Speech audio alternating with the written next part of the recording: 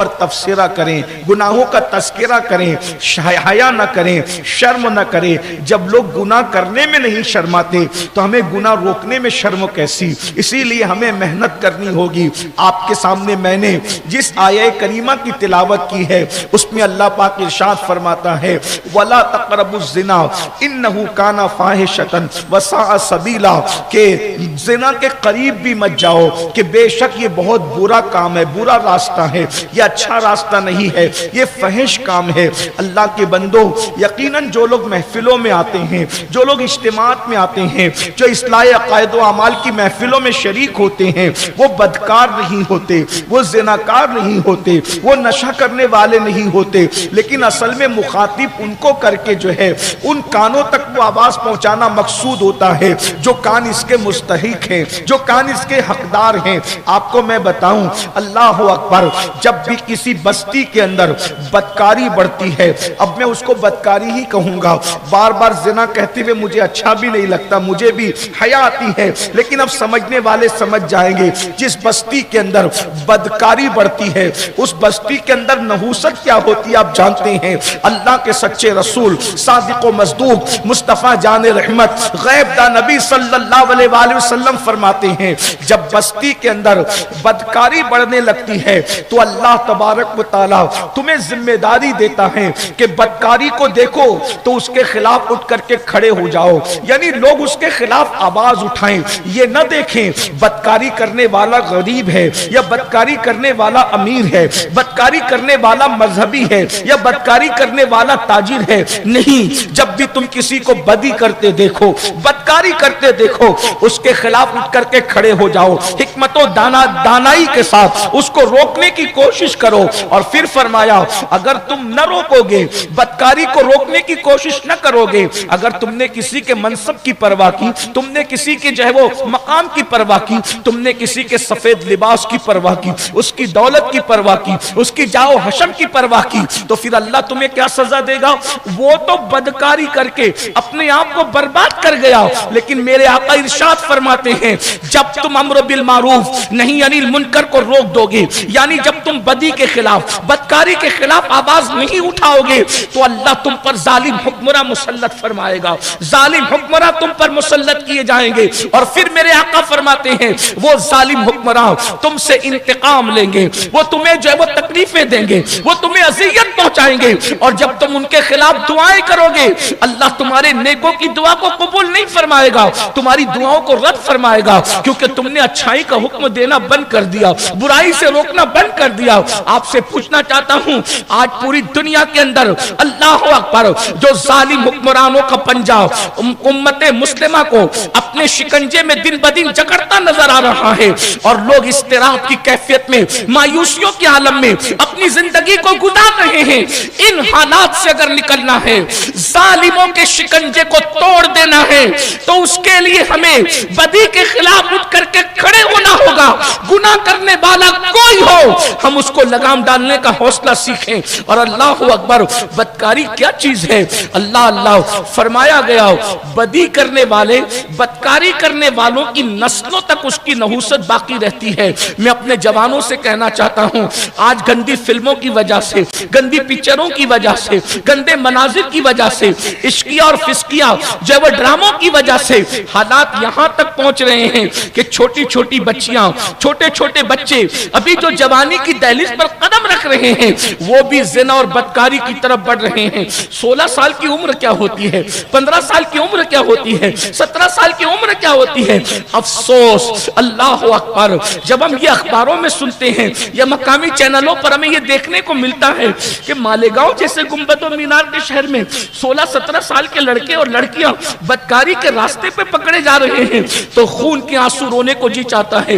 یہ نہیں جانتے یہ کس گڈھے میں جا رہے ہیں، یہ نہیں جانتے یہ کس دلدل میں پھنس رہے ہیں۔ میں اپنی قوم کے ان ننھے نونہالوں سے کہنا چاہتا ہوں جو ابھی جوانی کی دہلیز پر قدم رکھ رہے ہیں، سن لو یہ پھول مسکرانے سے پہلے مرجھا جائے گا، یہ کلی کھلنے سے پہلے مرجھا جائے گی۔ جوانی بہت خوبصورت سرمایہ ہے، جوانی بہت حسین سرمایہ ہے، اس کی طرف نہ جاؤ۔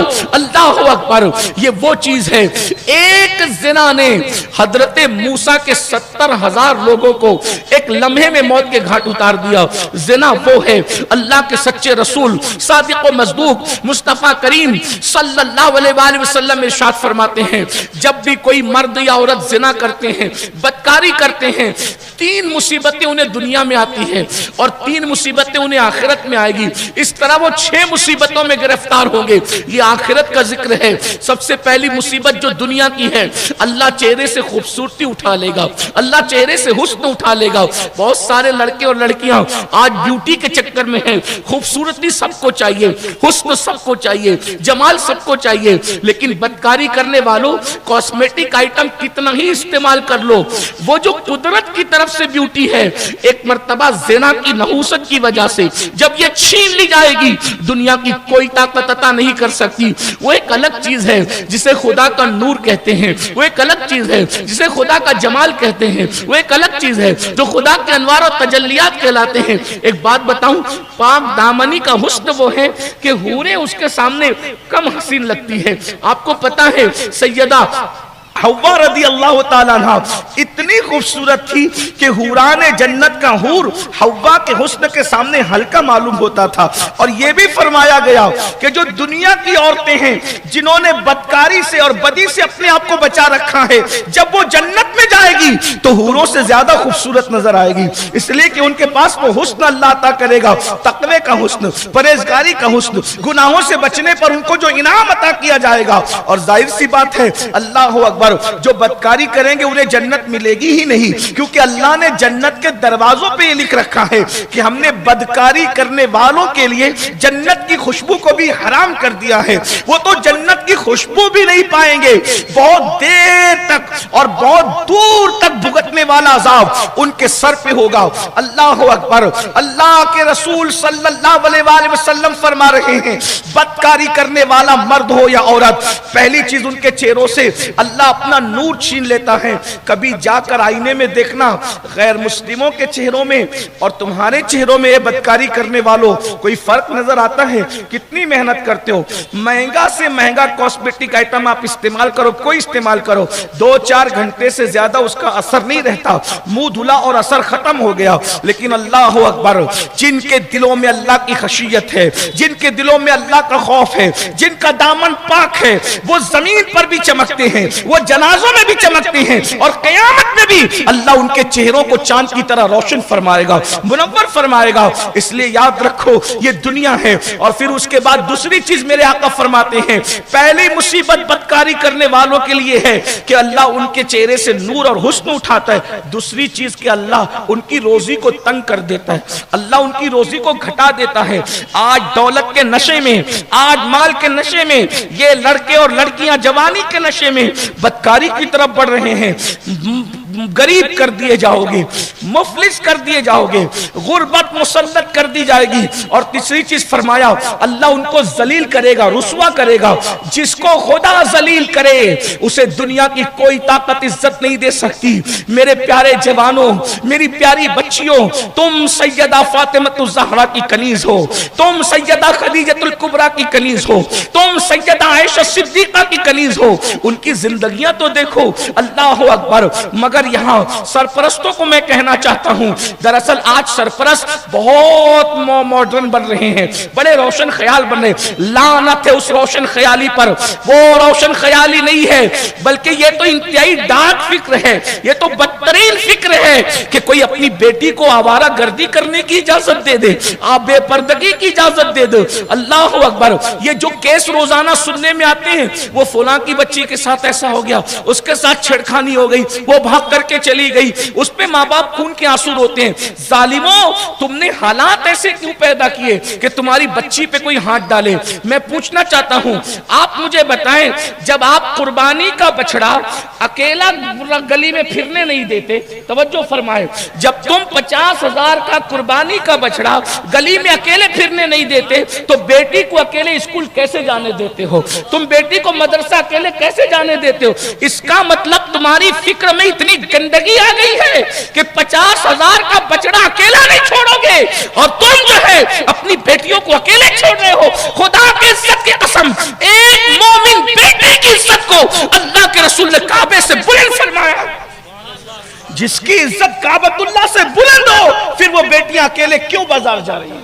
وہ بیٹیاں اکیلے اسکول کیسے جا رہی ہیں؟ وہ بیٹیاں اکیلے کالج کیسے جا رہی ہیں؟ اگر تمہیں پڑھانا ہی ہے تو باپ کو قربانی دینی پڑے گی، بھائی کو قربانی دینی پڑے گی، آبرو بچانا ہے تو کالج کے زینے تک ہمیں پہنچانا ہوگا، اور کالج کے زینے سے اپنی بچی کو اٹھانا ہوگا۔ لوگ کہتے ہیں نہیں مجھے اپنی بیٹی پہ بہت بھروسہ ہے۔ بھائی بیٹی پہ بھروسہ ہے، ظالم ماحول پہ بھی تمہیں بھروسہ ہے؟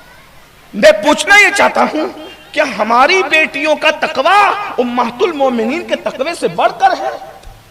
مجھے بتائیں، ہماری عورتوں کا تقوی رسول اللہ کی بیویوں سے بڑھ کر ہے؟ جن کے لیے قرآن میں آیت تطہیر نازل کی گئی ہو، وہ رسول اللہ کی بیویاں ہیں، وہ رسول اللہ کی بیٹیاں ہیں، وہ رسول اللہ کا خاندان ہے۔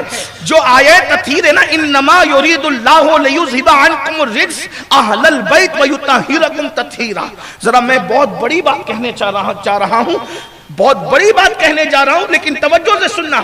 جو نبی کی بیویاں ہیں، بہت حیا کے پردے میں ایک مقدمہ رکھنا چاہتا ہوں، جو نبی کی بیویاں ہیں وہ کتنی پاک اور پوتر ہے۔ نبی کی بیویاں، کیونکہ منبر پہ بولنے میں تھوڑا سا جھجک بھی ہوتی ہے، مگر کسی چیز کو بہت حیا کے پردے میں سمجھانا مشکل بھی ہوتا ہے، اللہ کرے سمجھ جاؤ۔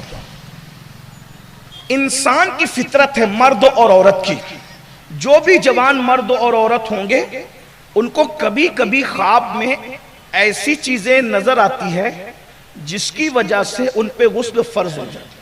اس سے زیادہ حیا کے پردے میں اب میرے پاس کوئی جملہ نہیں ہے، بزرگوں سے معافی چاہتے ہوئے، لیکن یہ ہر مرد کے ساتھ، یہ ہر عورت کے ساتھ، ہفتہ ہو، 15 دن ہو، مہینہ ہو، 2 مہینہ ہو، سال 2 سال، کتنا بھی ہو، کوئی ولی ہو، کتب ہو، ابدال ہو، زندگی میں 1 بار 2 بار 4 بار سب کے ساتھ یہ مسئلہ پیش آتا ہے، کیونکہ شیطان اس کو خواب میں ایسے مناظر دکھاتا ہے جس سے اس کی پاکی قائم نہیں رہ پاتی۔ اتنا سمجھ میں آ گیا آپ کو، بہت حیا کے بات۔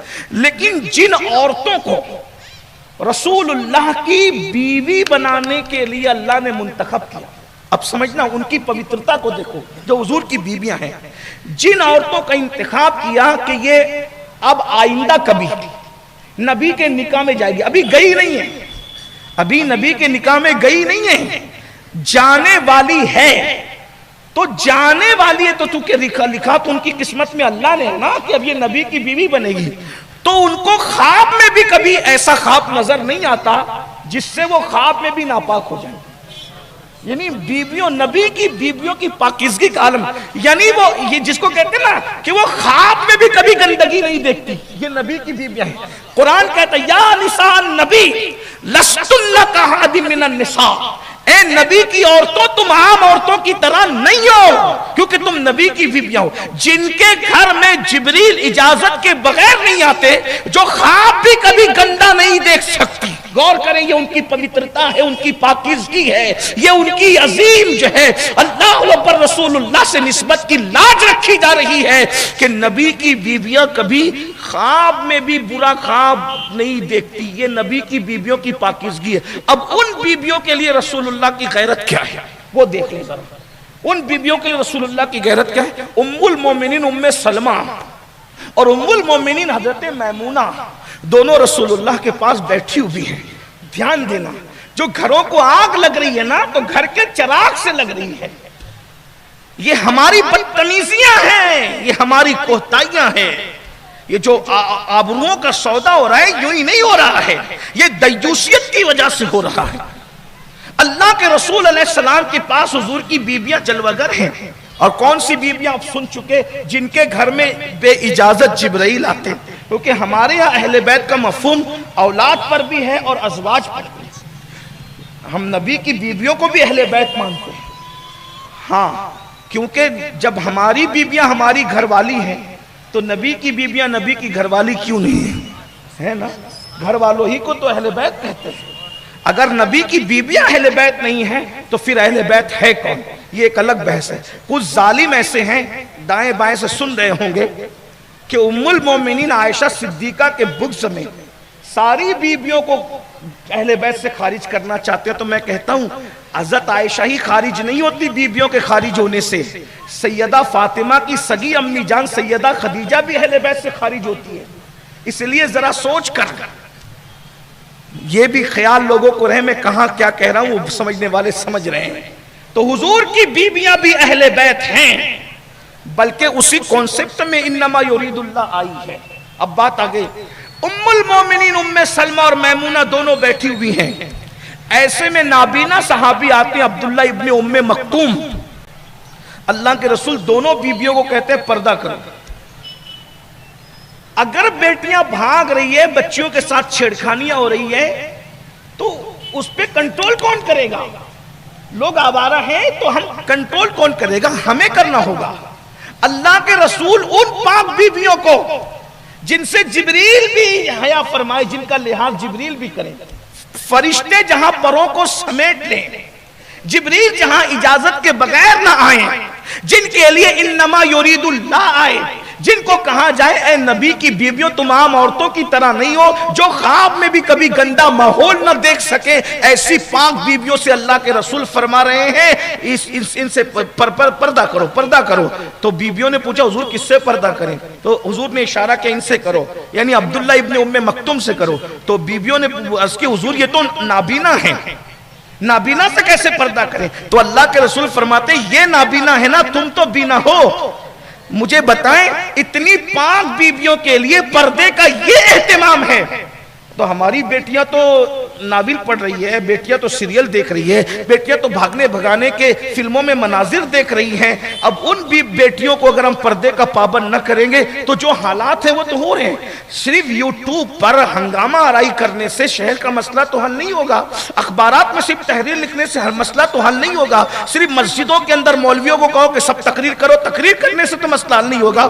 صرف مولویوں کی ذمہ داری نہیں ہے، علماء کی ذمہ داری نہیں ہے، مقرروں کی ذمہ داری نہیں ہے، پبلک کی ذمہ داری ہے کہ اگر مجھے میری بیٹی سے پیار ہے تو میں اپنی بیٹی کو پردے کا پابند بناؤں۔ جب رسول اللہ اپنی بیویوں کو نابینا شخص سے بھی پردہ کرا رہے ہیں تو ہم لوگ تو اپنی بیٹیوں کو دیکھ لیجئے، جو وہ خالہ زاد بھائی کے ساتھ پھر رہی ہے پھرتی رہے، ماموں زاد بھائی کے ساتھ پھر رہی ہے پھرتی رہے، ٹیچر کے ساتھ فون پہ لگی ہوئی ہے لگی رہے، کسی کو غیرت ہے؟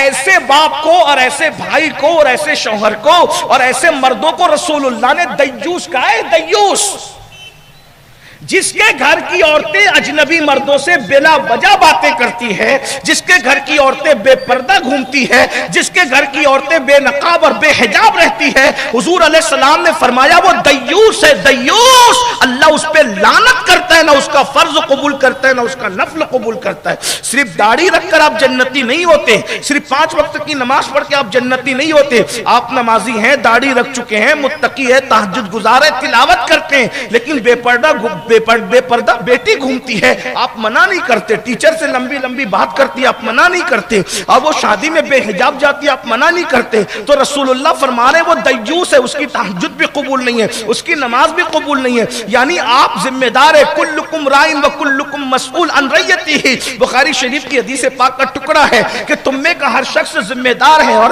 ہر ذمہ دار سے اس کے بارے میں پوچھا جائے گا۔ اگر ہم اپنے شہر کے اس بہکتے ہوئے ماحول پر، جبکہ کوئی پکڑا جا رہا ہے، بچیوں کے ساتھ بدتمیزی ہو رہی ہے، بچیوں کی آبرو داؤ پر لگ رہی ہے، اگر ہم اس ماحول پہ کنٹرول کرنا چاہتے ہیں تو ہمیں پردے کا وہ نظام قائم کرنا پڑے گا جو نظام مصطفیٰ جان رحمت نے قائم فرمایا تھا۔ ہاں جب صحابہ کرام کے سامنے حضور نے فرمایا نا کہ اجنبی مردوں سے عورتیں پردہ کریں، تو کسی نے پوچھا یا رسول اللہ دیور کے بارے میں کیا حکم ہے، دیور کے بارے میں آپ کیا کہتے ہیں؟ تو حضور نے دیور تو موت ہے، موت۔ اللہ کا رسول یہاں تو جمعہ کے لیے پہنچانے کے لیے دیور جا رہا ہے بھابھی کو، اور لوگ کہتے ہیں مجھے اپنے بھائی پہ اتنا اعتماد ہے کہ میں تو اپنی بیوی کو دیور کے ساتھ یعنی اپنے بھائی کے ساتھ بھیج دیتا ہوں اکیلے. اور بھائی تجھے اعتماد ہے, شیطان پہ بھی اعتماد ہے. جب اللہ کے رسول نے کہہ دیا کہ دیور تو موت ہے, لوگ کہتے ہیں مولوی شکی ہوتا ہے. مولوی شکی نہیں ہوتا, یہ مولوی نہیں کہہ رہا, یہ مولا مصطفیٰ جان رحمت فرما رہے ہیں کہ دیور تو موت ہے.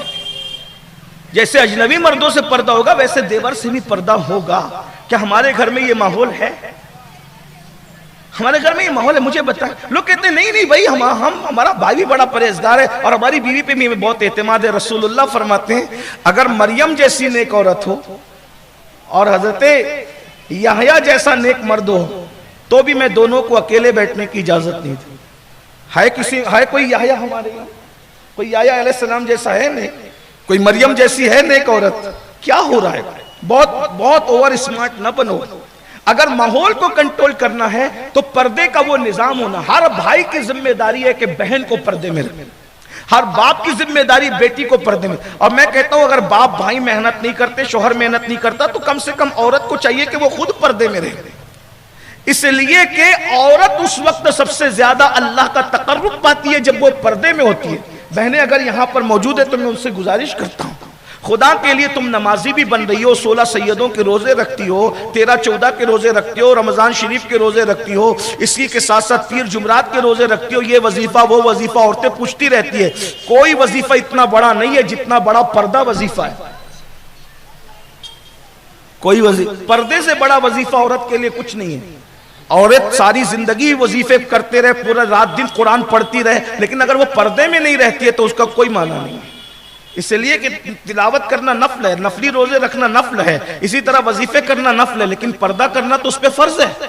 اگر وہ پردہ نہیں کرتی تو اللہ اس پہ لعنت کر رہا ہے. اس کی تلاوت ہے, اس کے نفل روزے, اس کے وظائف ہیں, اس کا صدقہ کرنا ہے, اس کا خیرات کرنا ہے, اس کا لوگوں کے ساتھ اخلاق سے پیش آنا ہے, اس کو کچھ کام آنے والا نہیں ہے. اس لیے کہ شیطان کی عادت ہے وہ فرائض سے ہٹا کر انسان کو نوافل میں الجھا دیتا ہے.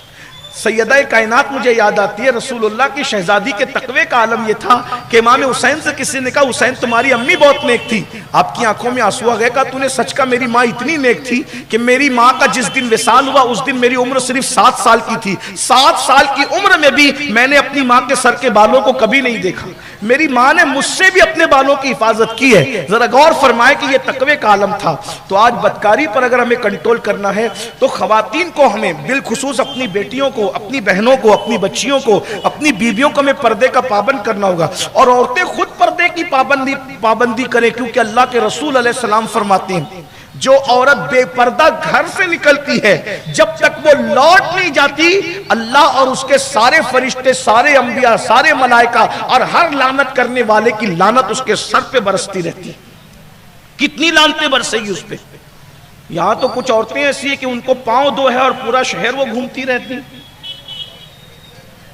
بلکہ میرا تو مشورہ یہ ہے کہ کوشش کی جائے کہ عورتوں کو ولیمے اور شادیوں سے بھی روکا جائے. جو بہت قریبی رشتہ داروں میں شادیاں ہیں اسی میں جائیں, باقی عورتیں شادیوں سے بھی بچیں. جب فتنے کی وجہ سے عورتوں کو عبادت کے لیے مسجد میں جانے سے روک دیا گیا تو مسجدوں سے زیادہ اہم ہے شادیاں اور ولیمے. یہ سب بھی فتنوں کی جگہ ہیں. ہو سکتا ہے عورتیں ناراض ہوگی کہ یہ کہاں سے ہماری ایک نئی پابندی کا یہ سلسلہ شروع کرنے کے لیے بیٹھ گیا, لیکن ہم آپ کو جو ہے وہ پابند نہیں کر رہے ہیں بلکہ آپ کی آبرو کا تحفظ چاہتے ہیں, بیٹیوں کی آبرو کا تحفظ چاہتے ہیں. میں یہ اس کو کوئی جو ہے وہ بہت سختی سے منع نہیں کر رہا ہوں, لیکن یہ کہتا ہوں کہ یہ تقوی سے بہت قریب ہے. اور اس پر میرے پاس حدیث بھی موجود ہے. حضور علیہ السلام کی بیویوں میں ایک بیوی تھی, ان کا نام تھا حضرت سودا. کچھ لوگ کہتے ہیں بیٹی پیدا ہوئی نیا نام دیجئے. میں نے کہا تم فلموں کے چکر میں, نئے نام کے چکر میں کاش کہ امہات المومنین کے ناموں پہ نام رکھتے. کیا ہمارے محلے میں کوئی سودا نام کی خاتون ہے, کوئی بچی ہے؟ تو حضور کی بیویوں کے نام پہ بھی تو نام رکھو نا, حضرت سودا. سبحان اللہ. یہ حضور کی بیویوں میں بڑی چہیتی تو سبھی تھی. اصل میں حضور علیہ السلام کی عادت کریمہ تھی کہ حضور جس سے ملتے تھے اس کو اتنا پیار دیتے تھے کہ ہر بندہ کہتا تھا کہ سب سے زیادہ میں پیارا ہوں. تو جو دوسروں کو اتنا پیار دیتا وہ بیویوں کو کتنا پیار دیتا ہو.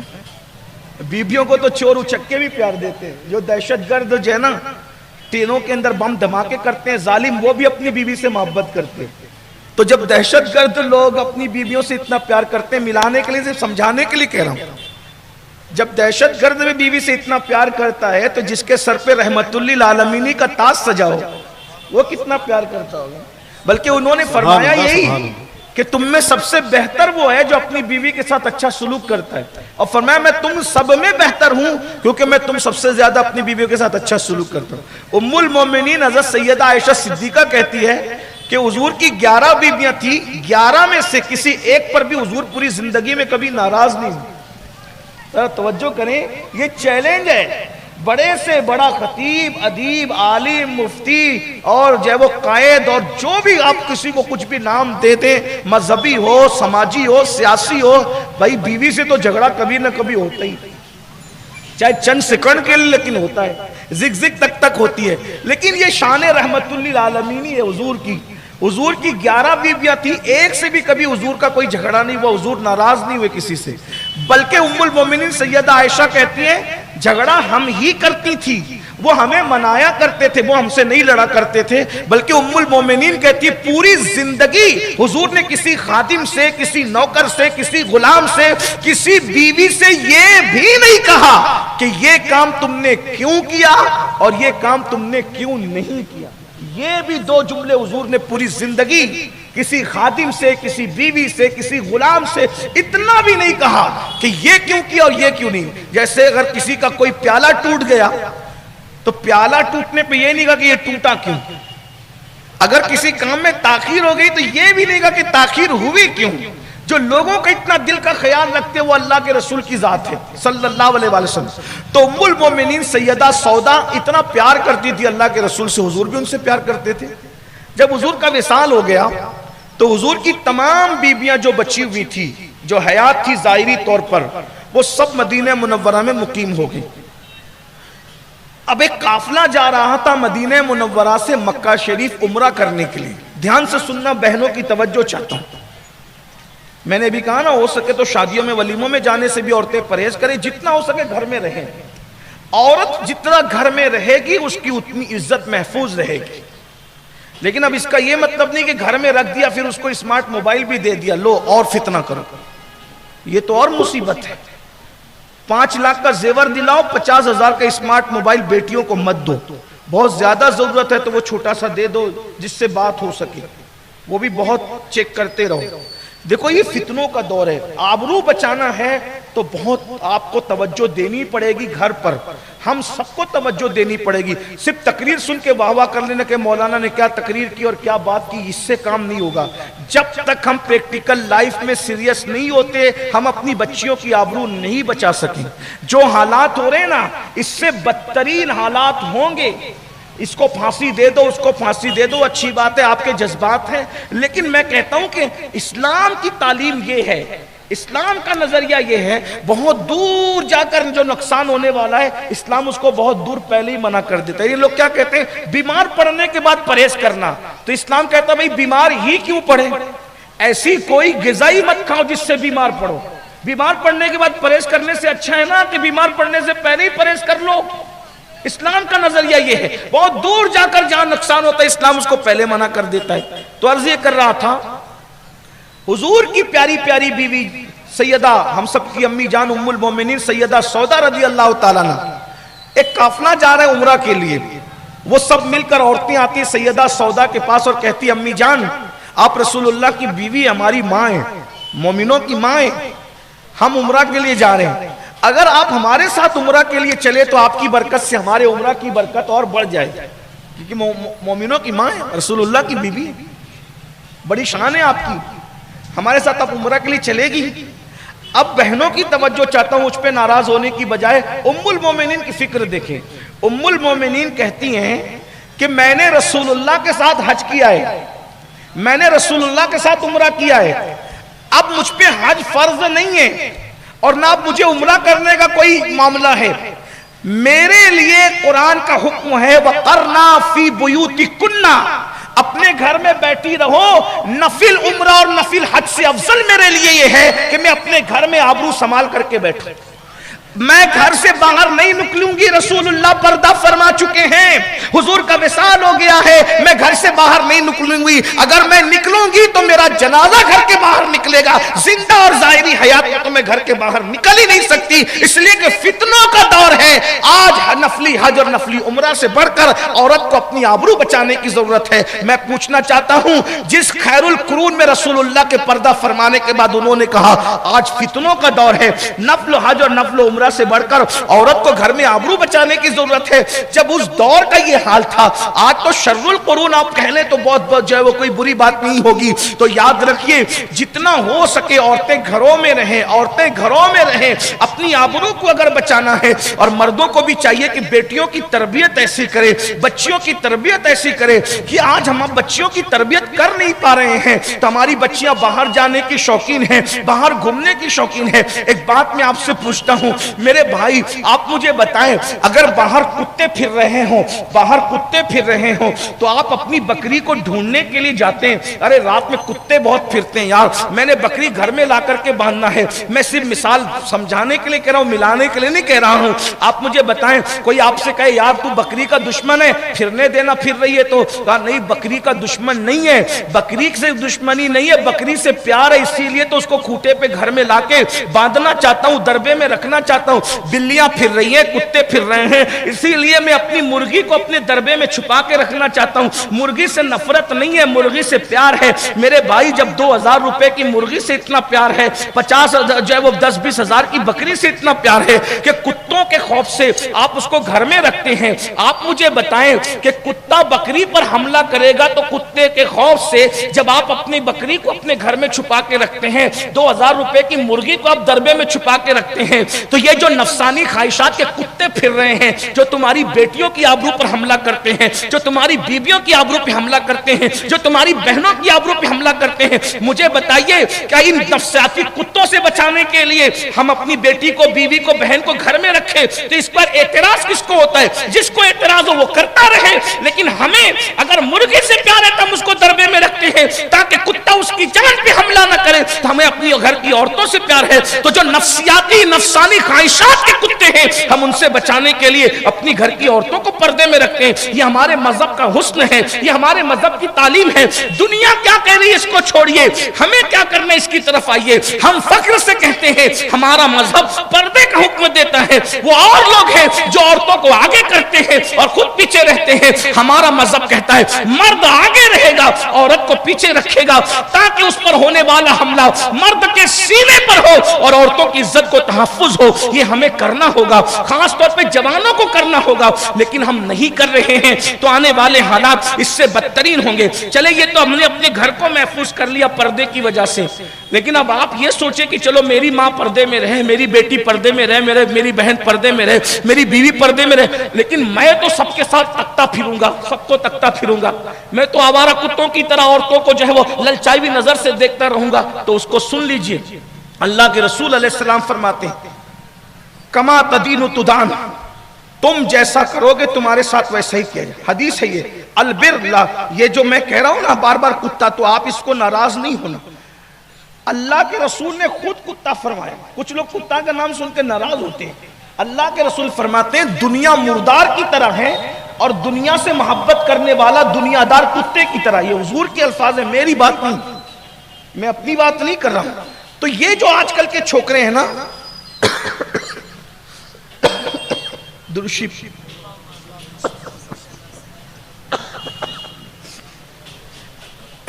درشی پڑھنے، رب صلی وسلم دائما ابدا علی حبیبک خیر الخلق کلہم صلاۃ۔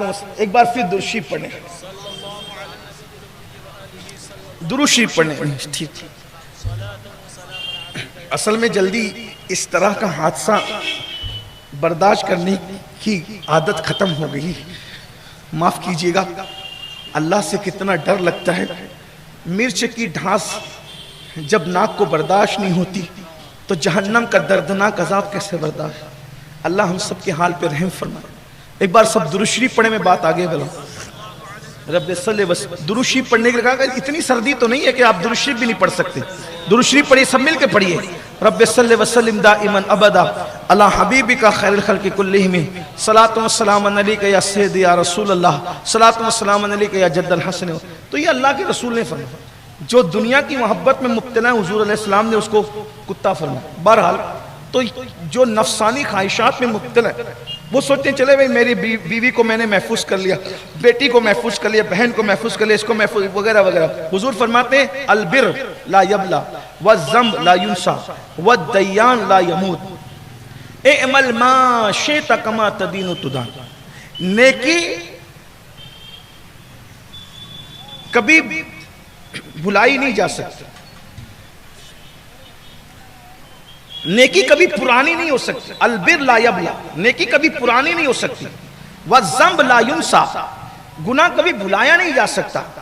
والدیان لا یموت, اور بدلہ دینے والے خدا کو کبھی موت نہیں آئے گی. تمہارا میرا جو خدا ہے اس کو کبھی موت نہیں آئے گی. کل من علیہا فان ویبقى وجہ ربک ذو الجلال والاکرام. اللہ کی ذات باقی رہنے والی ہے, باقی سب فنا ہو جائیں گے. اللہ کی ذات باقی رہنے والی. پھر ما شئت, وہ تم جو چاہے کرو, تمہارے من میں جو چاہے وہ کرو. کیوں؟ کما تدین تدان, جیسا کرو گے ویسا بھرو.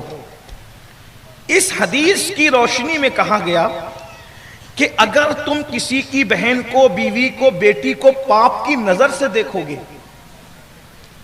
تو تمہارے گھر کی عورتوں کو بھی پاپ کی نظر سے اتنا ہی دیکھا جائے گا جتنی تم نے خیانت کی. وہ ایک حدیث پاک ہے, مشہور حدیث ہے, بہت مشہور ہے. ایک جوان خوبصورت سا جس نے ابھی جوانی کی دہلیز پہ قدم رکھا, نیا نیا جوان ہوا تھا, خوبصورت تھا, رسول اللہ کی محفل میں آیا. اس کی بے باکی دیکھو. وہ جوان آ کے کہتا ہے کہ یا رسول اللہ مجھے زنا کی اجازت دیجیے, مجھے زنا کی اجازت دیجیے. اللہ کے رسول علیہ السلام کے صحابہ نے یہ سنا, یہ بارگاہ رسالت میں اتنا بے باک, اتنا گناہوں کا دل ڈالا کہ یہ رسول اللہ سے بدکاری کی اجازت مانگ رہا ہے. لوگ ناراض ہوئے. کچھ لوگوں نے تلواریں بے نیام کر لیا کہ اس کو مار ڈالیں گے, یہ گستاخ ہے, بے ادب ہے. لیکن میرے آقا کی شان رحمت للعالمین صلی اللہ علیہ وآلہ وسلم, میرے کریم آقا نے فرمایا بھی اس کو بات مجھ سے کرنے دو, اس کو ادھر آ, میرے پاس آ. اور جب وہ آیا, دیکھو اس سے پتا چلتا ہے کہ حضور لوگوں کو کتنا پیار سے سمجھاتے. حضور علیہ السلام کا انداز کیا تھا, رحمت للعالمین لوگوں کو کس طریقے سے سدھارتے تھے. یعنی آستینیں چڑھا کر ہم کسی کو سدھار نہیں سکتے, دشمن بنا کے کسی کو سدھار نہیں سکتے. کسی کو سدھارنے کے لیے آپ کو دوست ہی بنانا پڑے گا. اس جوان کو حضور علیہ السلام نے اپنے قریب بلا کر کے بٹھایا, فرمایا جوان تو مجھ سے بدکاری کی اجازت مانگتا ہے, یہ بتا اگر تیری ماں کے ساتھ کوئی زنا کرے گا تو کیا تجھے اچھا لگے گا؟ اس نے غیرت کے ملے جلے جذبات میں کہا واللہ واللہ اللہ کی قسم مجھے کبھی پسند نہیں ہے کہ کوئی میری ماں کے ساتھ بدکاری کرے. کہا اگر تیری بہن کے ساتھ کوئی کرے تو؟ وہ کہا مجھے یہ بھی پسند نہیں. اس نے اور جذبات میں کہا بیٹی کے ساتھ, حضور نے مختلف نام لیے جتنا ہو سکتا تھا نام لیے کہ اس کے ساتھ. اس نے کہا نہیں یا رسول اللہ میرے گھر کی عورتوں کے ساتھ کوئی ایسا کرے میں پسند نہیں کروں گا. تو حضور علیہ السلام نے اس کے سینے پہ ہاتھ رکھا اور دعا کی اللہ اس کے دل میں بدکاری سے نفرت پیدا کر دے. اس کا دل بدل گیا. اب یہاں علماء تشریح کرتے ہوئے کہتے ہیں اس کے دو معنی نکلتے ہیں. ایک تو یہ کہ جب تو یہ پسند نہیں کرتا کہ تیری ماں بہن بیٹی کے ساتھ بدکاری کی جائے تو تو جس کے ساتھ بدکاری کرے گا وہ کسی کی بیٹی ہوگی, بہن ہوگی وغیرہ وغیرہ. یہ تو ایک معنی بہت واضح ہے. لیکن دوسرا معنی کما تدین و تدان کے تحت یہ بھی نکلتا ہے کہ اگر تو کسی کی ماں کے ساتھ بدکاری کرے گا تو تیری ماں کے ساتھ بھی بدکاری کی جا سکتی. اگر تو کسی کی بیٹی کو پاپ کی نظر سے دیکھے گا تو تیری بیٹی بھی محفوظ نہیں رہے گی. اگر تو کسی کی بہن کو پاپ کی نظر سے دیکھے گا تو تیری بہن بھی محفوظ نہیں رہے گی. ذرا غور فرمائیے گا, توجہ کیجئے گا. اللہ اکبر. یہ حدیث ایک سنار کے پاس پہنچی. سنار مسلم تھا, سنار تھا. کچھ لوگ بہت دیر ہوشیار ہوتے ہیں نا, علماء کا مذاق اڑانے کا ان کو شوق ہوتا ہے. وہ کہا یہ مولوی لوگ ایسے حدیثیں گڑھ کے بکتے رہتے ہیں کچھ کا کچھ, یہ کیسے ہو سکتا ہے؟ ہم مالدار لوگ ہیں, کروڑ پتی لوگ ہیں, اربوں پتی لوگ ہیں, ہم سنار ہیں, ہماری بیویاں کبھی گھر سے باہر نہیں نکلتی, بیٹیاں گھر سے باہر نہیں نکلتی, ان کو کون کیا کر سکتا ہے؟ یہ تو ایسی ڈرانے کے لیے مولوی لوگ کہتے رہتے ہیں. حضور کی حدیث کو اس نے شک کی نظر سے دیکھا. اور پھر اس نے کیا کیا پتہ ہے؟ ایک عورت اس کے پاس چوڑیاں خریدنے کے لیے آئی تھی سونے کی، اس نے چوڑی کا ناپ لینے کے بہانے اس عورت کے ہاتھ کو بدنیتی سے دبایا، بس اتنا کیا۔ حدیث چیک کرنا چاہتا تھا، مولوی صاحب کا مذاق تو اڑا چکا تھا۔ میں سمجھتا ہوں کہ بڑا مظلوم طبقہ ہے جسے علماء کہتے ہیں، یہ لوگوں کو رہنمائی بھی کرتے ہیں، پھر لوگ ان کا مذاق بھی اڑاتے ہیں۔ بہرحال نصیب کی بات ہے، ہر اللہ والے کا مذاق اڑایا جاتا ہے، لیکن آپ کو نصیحت کرتا ہوں کبھی کسی عالم دین کا مذاق نہیں اڑانا۔ اگر اس کی بات سمجھ میں نہیں آئے تو آپ اس کو بیٹھ کر کے پوچھو کہ یہ کیا ہے، سمجھائیں گے وہ آپ کو، کیونکہ کبھی کبھی ایسا ہوتا ہے زمین پہ کھڑے رہنے والے کو وہ نظر نہیں آتا ہے جو چھت پہ کھڑے رہنے والے کو نظر آتا ہے۔ تو عالم جتنی کتابوں پہ نظر رکھتا ہے وہ آپ کی نظر اتنی نہیں ہے، اور انسان کی یہ عادت ہے کہ انسان ہر اس چیز کا دشمن ہے جو اس کو معلوم نہیں ہے۔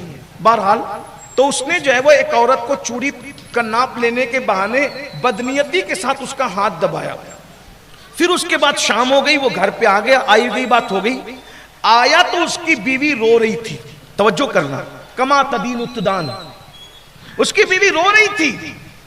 اس نے بیوی سے پوچھا کیوں رو رہی ہو؟ کہا اپنے گھر میں چھوٹے سے بڑا ہوا وہ اپنا فلانا نوکر ہے نا، ہاں وہ سامان کرانہ روزانہ لاتا ہے لے جاتا ہے۔ تو کہا پھر؟ تو کہا آپ دیکھتے ہیں ہمارے گھر میں پردے کا کتنا مضبوط ماحول ہے، میں نے جب اس نوجوان لڑکے سے راشن لینے کے لیے سامان لینے کے لیے ہاتھ باہر نکالا تو اس نے سامان بعد میں دیا، پہلے اس نے میرے ہاتھ کو بدنیتی سے دبایا۔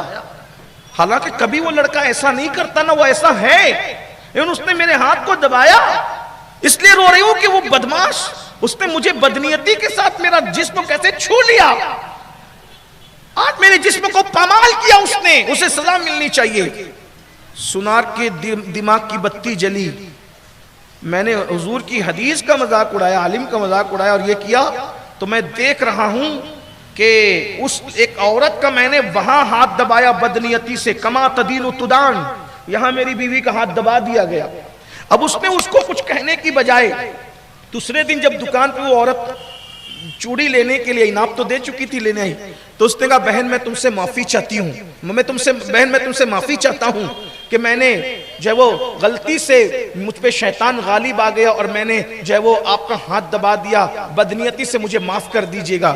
اس نے معاف کر دیا، آئی گئی بات ہو گئی۔ شام کو گھر پہنچا تو بیوی بڑے اچھے موڈ میں تھی، تو کہا بھائی کیا بات ہے، آج موڈ بہت اچھا ہے، کل تو رو دو رہی تھی۔ کہا وہ بچہ آ کر کے مجھ سے معافی مانگ گیا، کہا کہ کل شیطان نے غلبہ کر دیا تھا، اس لیے میں نے بدنیتی کے ساتھ آپ کا ہاتھ دبایا تھا، تو میں معافی چاہتا ہوں۔ تو اس نے اسی وقت کہا صدق رسول اللہ صلی اللہ علیہ وآلہ وسلم، اللہ کے رسول نے سچ فرمایا، دیکھو میں نے یہ کیا تو میرے گھر میں بھی ہو گیا۔ اب میں بالکل دل سوزی کے ساتھ جہاں تک میری آواز پہنچ رہی کہنا چاہتا ہوں، کسی کی بھی بیٹی پر نظر اٹھانے سے پہلے اپنے گھر کا تصور کرنا، اگر میں کسی پر غلط نظر ڈالوں گا تو میری بیٹی پر بھی غلط نظر ڈالی جائے گی، مگر یہ کہ جو سچی توبہ کر لے، اگر آج سے پہلے واقعی کچھ ایسا ہو گیا تو توبہ کیجئے۔ اور یاد رکھنا اگر گھر میں ہم اپنی بیٹیوں کی عزت کی حفاظت چاہتے ہیں تو ہمیں چاہیے کہ ہم دوسروں کی بیٹی کو اپنی بیٹی کی نظر سے دیکھنا سیکھیں۔ اگر ہم اللہ اکبر اپنی بیوی کی عزت اور آبرو کی حفاظت چاہتے ہیں تو ہم کسی اور کی بیوی پر نظر اٹھانے سے پہلے سوچ لیں کہ کہیں ایسا تو نہیں کہ میں یہاں پاپ کی نظر ڈالوں گا، لوگ سوچتے ہیں کہ میں تو گندگی کرتا رہوں میرا گھر محفوظ رہے۔ اس سلسلے میں اب ایک آخری بات سمیٹتے ہوئے عرض کروں، یاد رکھیے ہم اپنی نگاہ میں جتنی پاکیزگی پیدا کریں گے اتنا ہمارا گھر محفوظ رہے گا۔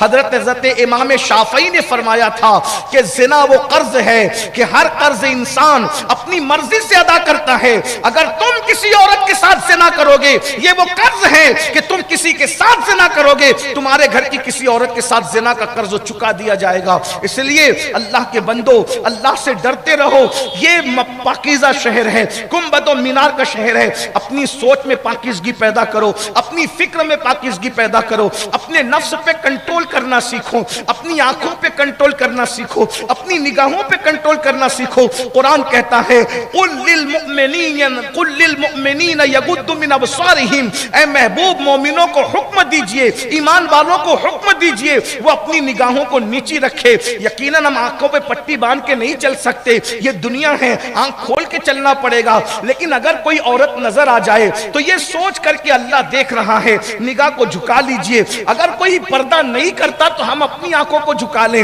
میرے بھائیوں اسی حکمت کے تحت تو اللہ نے آنکھوں کو حجاب کے ساتھ پیدا کیا ہے.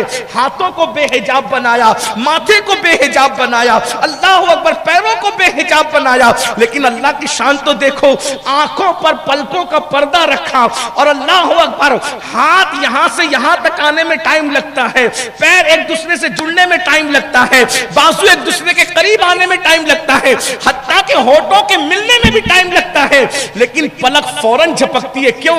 اس لیے کہ نگاہیں دی تھی. یہ نگاہیں آوارہ ہوگی تو تمہارے دلوں کے اندر نفاق کا بیج بو دیا جائے گا. تو اللہ نے آنکھوں کو حجاب دیا کہ اگر غلط منظر تمہاری نگاہوں کے سامنے آ جائے تو فوراً نگاہوں کو جھکا لو, نگاہوں کو نیچا کر لو. اللہ کے رسول صلی اللہ علیہ وآلہ وسلم فرماتے ہیں جب کوئی عورت یا ایسا حرام منظر نگاہوں کے سامنے آئے اور کوئی اپنی نگاہوں کو جھکا لیتا ہے, وہ منظر کو نہیں دیکھتا ہے, اللہ اسے ایسا ایمان عطا کرتا ہے کہ وہ ایمان کی مٹھاس اپنے دل میں محسوس کرتا ہے, وہ ایمان کی لذت اپنے دل میں محسوس کرتا ہے. میرے آقا علیہ السلام کے فرمان کا مفہوم ہے, اگر عبادت میں لذت چاہتے ہو تو اپنی آنکھوں پہ کنٹرول کرنا سیکھو. جو آنکھوں پہ کنٹرول کر لیتا ہے اللہ اس کو عبادت میں لذت عطا کرتا ہے, عبادت میں مزہ عطا کرتا ہے. افسوس آج ہماری نگاہیں آوارہ ہو چکی ہے, نگاہوں کو ہم نے آوارہ کر دیا ہے. اللہ اللہ چکر مکر دیکھ رہے ہیں. نوجوانوں, ہم لوگوں کی طرح نہیں ہیں, ہم دوسری قوموں کی طرح نہیں ہیں. ہمارے آقا کا حال یہ تھا, ہر وقت تو حضور نگاہیں جھکا کر کے رکھتے تھے. میرے امام کہتے ہیں نیچی آنکھوں کی شرم و حیا پر درود, اونچی بینی کی رفعت پہ لاکھوں سلام. اللہ کے بندو, نوجوانی اس لیے نہیں ہے کہ ہم آنکھوں کو چکر مکر کریں, نوجوانی اس لیے نہیں ہے کہ اس کا مس یوز کریں, غلط استعمال کریں. بہرحال جو آخری بات کے طور پہ کہنا چاہ رہا تھا یہ کہ نگاہوں کو کنٹرول کریں, نفس پہ کنٹرول کریں. یاد رکھیے جو اپنے نفس پہ جتنا کنٹرول کرتا ہے اللہ اس کو اتنا بلند مقام عطا کرتا ہے.